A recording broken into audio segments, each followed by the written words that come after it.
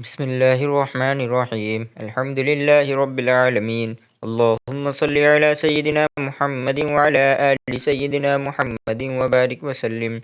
فاعوذ باللہ من الشیطان الرجیم بسم اللہ الرحمن الرحیم وإن خفتم ألا تقسطوا في اليتامى فانكحوا ما طاب لكم من النساء مثنى وثلاث ورباع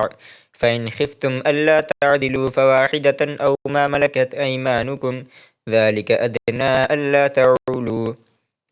سورہ نساء آیت نمبر 3، پارہ نمبر 4، پارہ رکوع نمبر 12، سورہ رکوع نمبر 1۔ ترجمہ: اور اگر تم کو اس بات کا خوف ہے کہ یتیم لڑکیوں کے بارے میں انصاف نہ کر سکو گے تو ان کے سوا جو عورتیں تم کو پسند ہیں، 2 یا 3 یا 4 ان سے نکاح کر لو۔ اگر اس بات کا اندیشہ ہو کہ سب عورتوں سے یکساں سلوک نہ کر سکو گے تو ایک عورت کافی ہے یا لونڈی جس کے تم مالک ہو، اس سے تم بے انصافی سے بچ جاؤ گے۔ حضرات، اس آیت کی تفسیر پہلے آ چکی ہے، تو آپ حضرات پارٹ 1 جا کر کے دیکھ لیں، بچی ہوئی تفسیر آ جا رہی ہے۔ بلکہ ایسے قوی اور توانا جن کے پاس لاکھوں کی دولت بھی موجود ہے، اگر وہ اپنے خاندان کی 4 غریب عورتوں سے اس لیے نکاح کریں کہ ان کی تنگ دستی مبدل بفراخی ہو جائے اور غربت کے گھرانے سے نکل کر ایک راحت اور دولت کے گھر میں داخل ہوں اور اللہ کی نعمت کا شکر کرے، تو امید ہے کہ ایسا نکاح اسلامی نقطہ نظر سے بلا شبہ عبادت اور عین عبادت ہوگا اور قومی نقطہ نظر سے اعلیٰ ترین قومی ہمدردی ہوگی۔ جس دولت مند اور زمیندار اور سرمایہ دار کے خزانے سے ہر مہینے 10,000 مزدوروں کو تنخواہ ملتی ہوں اور 10,000 خاندان اس کی اعانت اور امداد سے پرورش پاتے ہوں، تو اگر اس کے خاندان کی 4 عورتیں بھی اس کے حرم سرائے میں داخل ہو جائیں اور عیش و عشرت کے ساتھ ان کے عزت و ناموس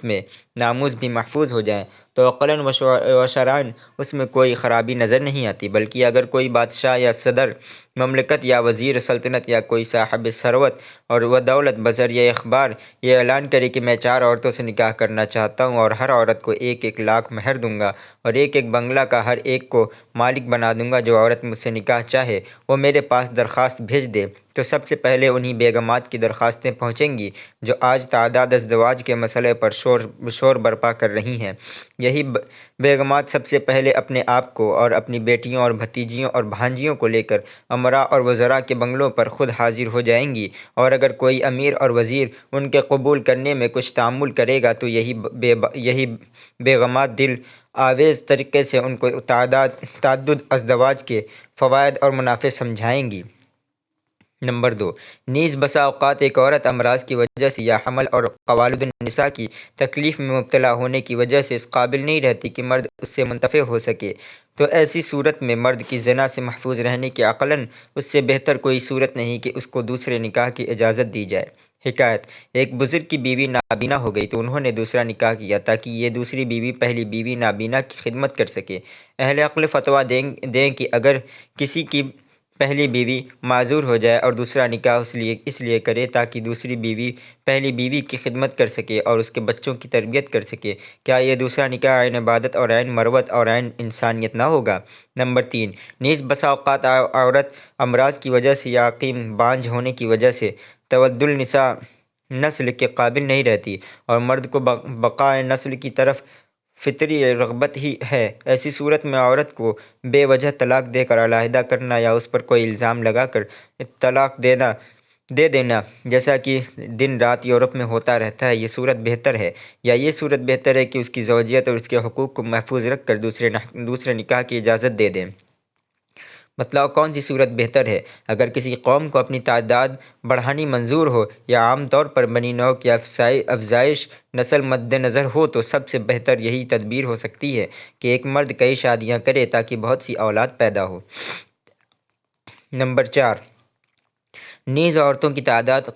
قدرتاً اور عادتاً مردوں سے زیادہ ہے۔ مرد بنسبت عورتوں کے پیدا کم ہوتے ہیں اور مرتے زیادہ ہیں۔ لاکھوں مرد لڑائیوں میں مارے جاتے ہیں اور ہزاروں مرد جہازوں میں ڈوب جاتے ہیں اور ہزاروں کانوں میں دب کر اور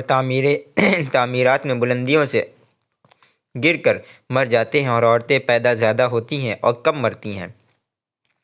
بس اگر ایک مرد کو کئی شادیوں کی اجازت نہ دی جائے تو یہ فاضل عورتیں بالکل معطل اور بیکار رہیں کون ان کی معاش کا کفیل اور ذمہ دار بنے اور کس طرح عورتیں اپنے کو زنا سے محفوظ رکھیں۔ پس تعدد ازدواج کا حکم بے کس عورتوں کا سہارا ہے اور ان کی عصمت اور ناموس کی حفاظت کا واحد ذریعہ ہے اور ان کی جان اور آبرو کا نگہبان اور پاسبان ہے۔ عورتوں پر اسلام کے اس احسان کا شکر واجب ہے کہ تم کو تکلیف سے بچایا اور راحت پہنچائی اور ٹھکانہ دیا اور لوگوں کی تہمت اور بدگمانی سے تم کو محفوظ کر دیا۔ دنیا میں جب کبھی عظیم الشان لڑائیاں پیش آتی ہیں تو مرد ہی زیادہ مارے جاتے ہیں اور قوم میں بے کس عورتوں کی تعداد بڑھ جاتی ہے، تو اس وقت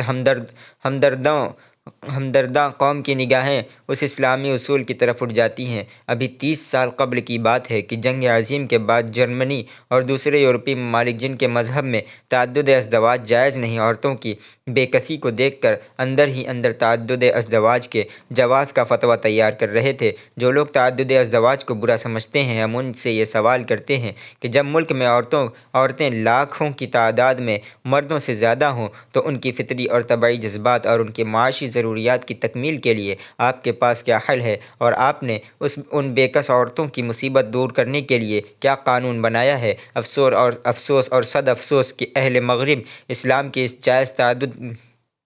تعدد پر عیش پسندی کا الزام لگائیں اور غیر محدود ناجائز تعلقات اور بلا نکاح کے لاتعداد آشنائی کو تہذیب اور تمدن سمجھیں۔ زنا جو کہ تمام انبیاء اور مرسلین کی شریعتوں میں حرام اور تمام حکماء کی حکمتوں میں قبیح رہا، مغرب کے مدعیان تہذیب کو اس کا قبح نظر نہیں آتا، اور تعدد ازدواج کے جو تمام انبیاء و مرسلین اور حکماء اور عقلاء کے نزدیک جائز اور مستحسن رہا اور ان کو قبیح نظر آتا ہے، ان مذہب قوموں کے نزدیک تعدد ازدواج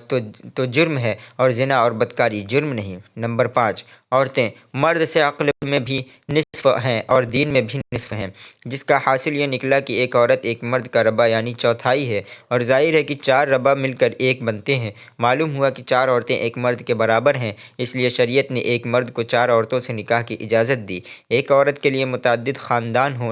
خاوند ہونے کی ممانعت کی وجہ: اگر ایک عورت چند مردوں میں مشترک ہو تو بوجہ استحقاق نکاح ہر ایک کو قضا حاجت کا استحقاق ہوگا، اور اس میں غالب اندیشہ فساد اور عناد کا ہے۔ شاید ایک ہی وقت میں سب کو ضرورت ہو، اور عجب نہیں کہ نوبت قتل تک پہنچے۔ ہندوؤں کے بعض فرقوں کے مذہب میں یہ جائز ہے کہ 5 بھائی مل کر ایک عورت رکھ لیں۔ بے غیرتوں کا مذہب بے غیرتی ہی کی باتیں بتلاتا ہے۔ اسلام جیسا باغیرت مذہب ہرگز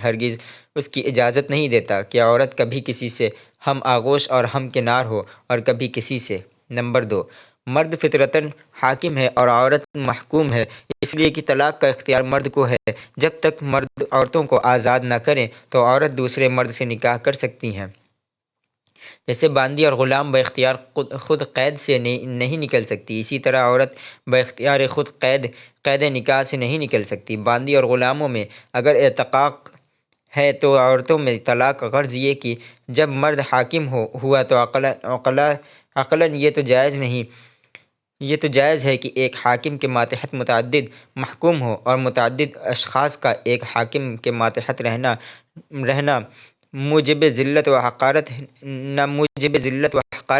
نہ موجب صعوبت، بخلاف اس کے کہ ایک شخص متعدد حاکموں کے ماتحت ہو۔ تو ایسی صورت میں کہ جب محکوم ایک ہو اور حاکم تعدد ہوں تو محکوم کے لیے عجب مصیبت کا سامنا ہے کہ کس کی اطلاع کرے، اور ذلت بھی ہے۔ جتنے حاکم زیادہ ہوں گے اسی قدر محکوم میں ذلت بھی زیادہ ہوگی۔ اسی لیے شریعت اسلامیہ نے ایک عورت کو 2 یا 4 خاوندوں سے نکاح کی اجازت نہیں دی، اس لیے کہ اس صورت میں عورت کے حق میں تحقیر و تذلیل بھی بہت ہے اور مصیبت بھی نہایت سخت ہے۔ نیز متعدد شوہروں کی خدمت بجا لانا اور سب کو خوش رکھنا ناقابل برداشت ہے، اس لیے شریعت نے ایک عورت کو 2 یا 4 مردوں سے نکاح کی اجازت نہیں دی تاکہ عورت اس تذلیل و تحقیر اور ناقابل برداشت مشقت سے محفوظ رہے۔ نمبر 3، نیز اگر ایک عورت کے متعدد شوہر ہوں تو متعدد شوہروں کے تعلق سے جو اولاد پیدا ہوگی اور ان میں سے کسی کی اولاد ہوگی اور ان کی تربیت کس طرح ہوگی اور ان کی وراثت کس طرح تقسیم ہوگی، نیز وہ اولاد چاروں شوہروں کی مشترکہ ہوگی یا منقسمہ، اور تقسیم کس طرح ہوگی۔ اگر ایک ہی فرزند ہوا تو 4 باپوں میں کس طرح تقسیم ہوگا، اور اگر متعدد اولاد ہوئی اور نوبت تقسیم کی آئی تو بوجہ اختلاف ذکورت و انوثت اور بوجہ تفاوت شکل و صورت اور بوجہ اختلاف قوت و صحت اور بوجہ تفاوت فہم و فراست موازنہ تو ممکن نہیں، اس لیے کہ اس تفاوت کی وجہ سے تقسیم اولاد کا مسئلہ غایت درجہ پیچیدہ ہوگا اور نامعلوم باہمی نزاع سے کیا کیا صورتیں اور فتنے رونما ہوں گے۔ حضرت مولانا محمد قاسم نانوتوی رحمۃ اللہ علیہ کا کلام معرفت الیتام۔ حق جل شانہ کا ارشاد ہے، نساؤکم حرث لکم، یعنی تمہاری عورتیں تمہاری کھیتی ہیں۔ اس سے صاف ہے کہ نکاح سے مقصود اولاد ہے، کیونکہ کھیت سے مطلوب پیداوار ہوتی ہے اور ظاہر ہے کہ اس کھیت کی پیداوار یہی اولاد ہے، گیہوں چنا وغیرہ نہیں۔ اس سے یہ بھی معلوم ہو گیا کہ شیعوں کے نزدیک جو سارے جہان کے خلاف اپنی بیوی سے اغلام درست ہے کہ وہ کلام اللہ کے بھی مخالف ہے، مگر اغلام سے تولد اولاد متصور نہیں، مگر ہاں شاید شیعوں میں یہ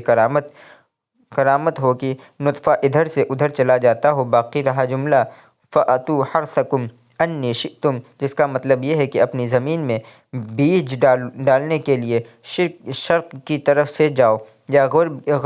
مشرق کی طرف سے جاؤ یا مغرب کی طرف سے، بہرحال تم کو اختیار ہے۔ اس سے ہر کوئی یہی سمجھتا ہے کہ مقصود اصلی بونا ہے، وہ دونوں طرف سے جانے میں برابر حاصل ہے اور پیداوار دونوں میں ایک طرح سے ہوگی۔ ایسے ہی اس جملے سے ہر عاقل یہی سمجھے گا کہ اپنی بیویوں سے الٹے سیدھے جس طرح چاہو صحبت کرو، تولد اولاد میں دونوں صورتیں برابر ہیں۔ یہ نہیں کہ سیدھی صحبت کی جائے تو بچہ اچھا ہو اور الٹی کی جائے تو احوال بھینگا پیدا ہو، جیسا کہ یہودی کہا کرتے تھے۔ چنانچہ اسی وہم فساد کے ازالہ اور دفع کے لیے یہ ارشاد ہوا فَأْتُوا حَرْثَكُمْ أَنَّىٰ شِئْتُمْ۔ مگر علماء شیعہ کی خوش فہمی دیکھیے کہ بات کیا تھی اور کیا مطلب سمجھ گئے، مگر وہ بھی کیا کریں۔ اگر مدعا اور اغلام نہ ہوتا تو خواص متنفر تھے ہی عوام کا کل کا لانعام بھی اس مذہب کو پسند نہ کرتے۔ علاوہ بنی والد صالح کا